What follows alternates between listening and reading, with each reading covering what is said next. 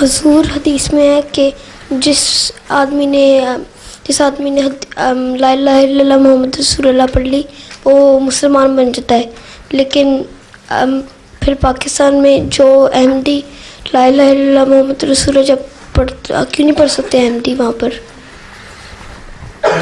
کیوں نہیں پڑھ سکتے؟ سارا مسئلہ یہی ہے، وہ کہتے ہیں کہ تم لوگ لا الہ الا اللہ تو پڑھ لو بے شک، تو محمد رسول اللہ جو تم کہتے ہو نا، تو تمہاری مثال دل میں نعوذ باللہ محمد رسول اللہ کے بجائے نا حضرت مسیح موعود علیہ السلام ہوتے ہیں. تم محمد صلی اللہ علیہ وسلم کو نہیں مانتے نبی، بلکہ مرزا غلام احمد قادیانی کو علیہ السلام کو مانتے ہو، جو غلط ہے.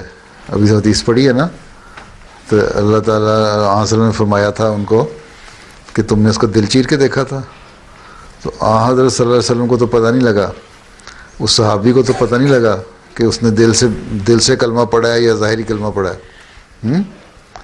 لیکن یہ آج کل کے جو مولوی ہیں پاکستان میں، یہ کہتے ہیں ہمیں پتہ ہے کہ تم دل سے کلمہ نہیں پڑھتے، تم غلط پڑھتے ہو، اس لیے ہم تمہیں مارتے ہیں، قتل کرتے ہیں، جو مرضی کریں.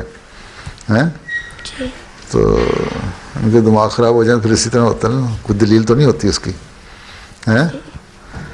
عقل مند کے آدمی کے سامنے دلیل جی جا سکتی ہے نا، پاگل کے سامنے تو دلیل جی جا سکتی ہے.